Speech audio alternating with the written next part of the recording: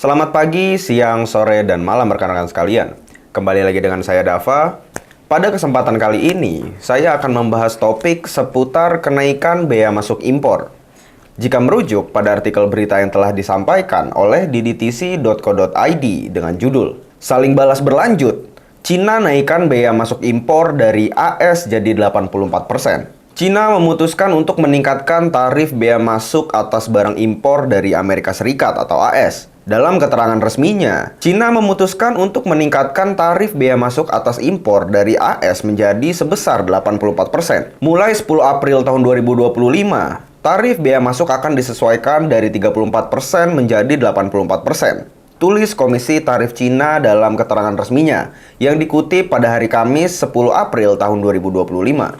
Keputusan Cina untuk menaikkan tarif bea masuk atas barang impor dari Amerika Serikat atau AS hingga sebesar 84% pada dasarnya merupakan bentuk pelaksanaan hak negara dalam perdagangan internasional berdasarkan prinsip retaliasi atau retaliation dalam perdagangan hukum internasional yang diatur oleh World Trade Organization atau WTO. Terdapat prinsip bahwa negara anggota memiliki hak untuk melakukan tindakan balasan terhadap negara lain yang dianggap melanggar ketentuan perdagangan yang disepakati secara multilateral. Menurut Pasal 23 GATT tahun 1994 atau General Agreement on Tariffs and Trade, apabila suatu negara merasa dirugikan oleh tindakan perdagangan negara lain, misalnya yaitu tarif sepihak, diskriminasi dagang, atau pembatasan ekspor, negara tersebut berhak untuk meminta konsultasi. Apabila tidak ditemukan penyelesaian, maka negara yang dirugikan berhak untuk melakukan retaliasi, yaitu dengan meningkatkan tarif atau memberlakukan pembatasan perdagangan sebagai bentuk kompensasi atas kerugian yang dialami. Di dalam kasus ini, apabila Amerika Serikat sebelumnya memberlakukan tarif yang dianggap diskriminatif atau tidak adil terhadap produk Cina, maka Cina secara hukum internasional berhak untuk menaikkan tarif sebagai bentuk balasan atau retaliation yang sah, selama dilakukan sesuai dengan prosedur dan juga prinsip WTO. Dalam implikasi hukum bagi Indonesia yaitu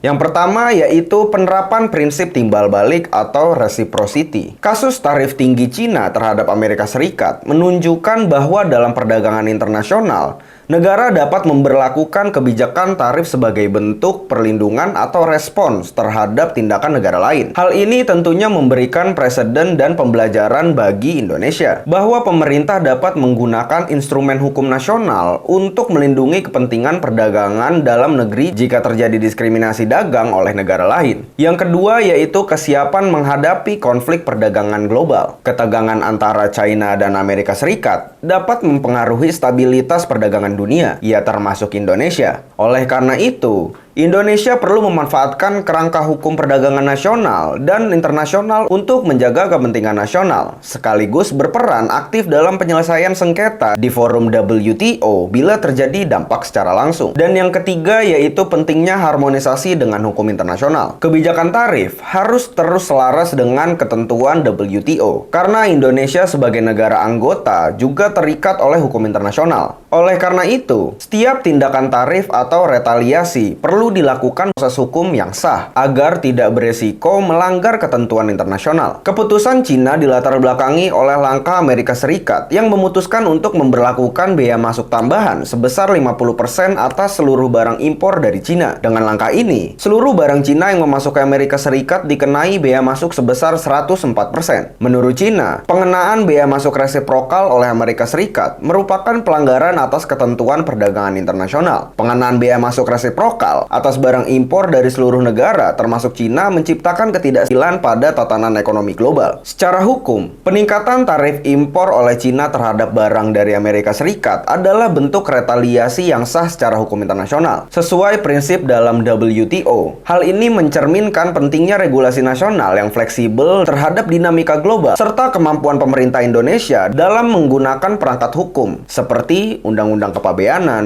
Undang-Undang Perdagangan, dan PMK, untuk melindungi kepentingan perdagangan nasional. Selain itu juga, langkah ini menegaskan bahwa hukum perdagangan internasional tidak hanya berbicara soal keuntungan ekonomi, tetapi juga menyangkut kedaulatan hukum dan keadilan antar negara dalam sistem perdagangan dunia. Ungkap Komisi Tarif Cina, ini adalah bentuk unilateralisme, proteksionisme, dan intimidasi ekonomi. Pengenaan bea masuk resiprokal oleh Amerika Serikat berarti bahwa negara tersebut memberlakukan tarif terhadap barang impor dari negara lain, termasuk Cina, berdasarkan asas timbal balik, yaitu mengenakan tarif yang setara atau lebih tinggi terhadap negara-negara yang dianggap tidak memberikan perlakuan dagang yang adil terhadap Amerika Serikat. Meskipun tampak adil di permukaan, tindakan ini justru malah bertentangan dengan prinsip non-diskriminasi dalam perdagangan internasional yang diatur pada pasal 1 GATT tahun 1994 mengenai Most Favored Nation atau MFN. Di dalam ketentuan MFN, seluruh anggota WTO dilarang memberikan perlakuan diskriminatif antar sesama negara anggota. Artinya adalah, jika suatu negara memberikan tarif yang rendah kepada suatu negara lain, maka tarif yang sama harus diberikan kepada seluruh anggota WTO. Dengan demikian, pengenaan tarif secara selektif berdasarkan prinsip resiprokal oleh Amerika Serikat dinilai sebagai pelanggaran karena tidak konsisten dengan prinsip MFN dan menyebabkan diskriminasi tarif antar negara. Lebih lanjut lagi, kebijakan ini juga dianggap sebagai tindakan unilateral atau sepihak yang bertentangan dengan mekanisme penyelesaian sengketa dalam WTO. Jika suatu negara merasa dirugikan oleh praktik perdagangan negara lain, maka seharusnya menyampaikan keluhan melalui Dispute Settlement Body atau DSB WTO, bukan langsung mengenakan tarif balasan tanpa proses hukum. Oleh karena itu, bea masuk resiprokal yang dilakukan tanpa dasar hukum internasional dapat dianggap sebagai tindakan melanggar hukum perdagangan internasional. Cina pun mendorong Amerika Serikat untuk membatalkan seluruh bea masuk dan segera menyelesaikan perbedaan dengan Cina melalui dialog. Di sisi lainnya,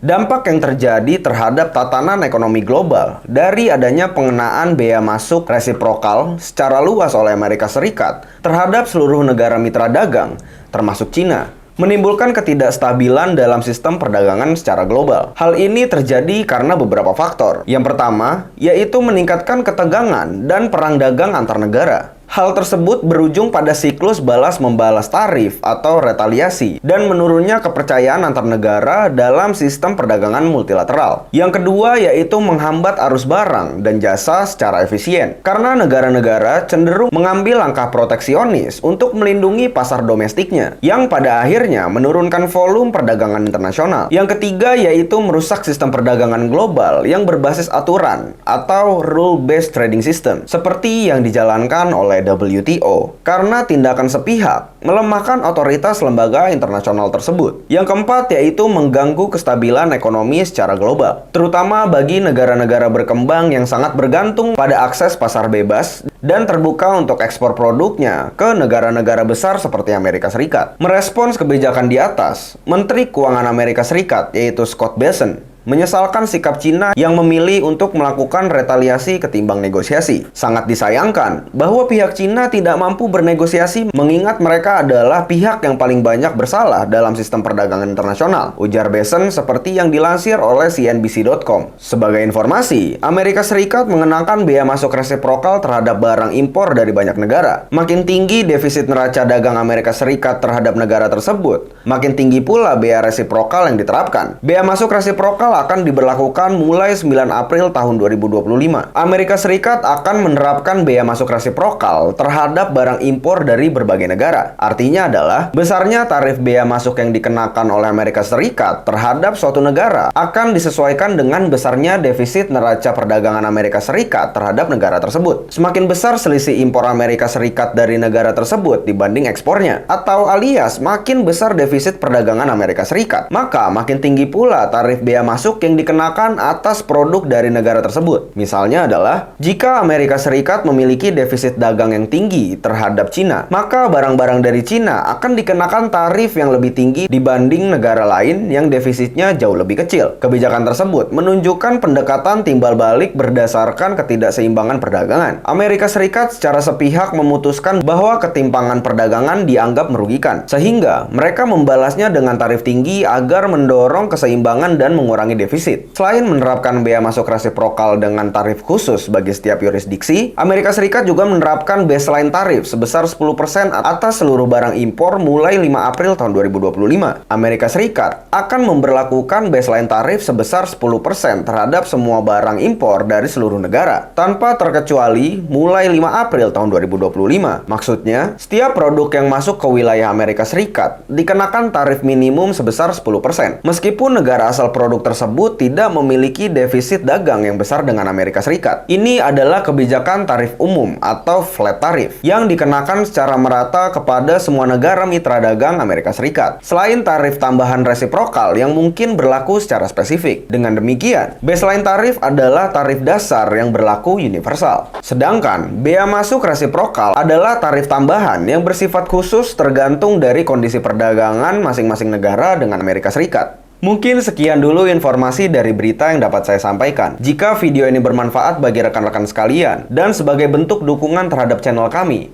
jangan lupa untuk di like, share, komen, dan juga subscribe channel kami. Terima kasih.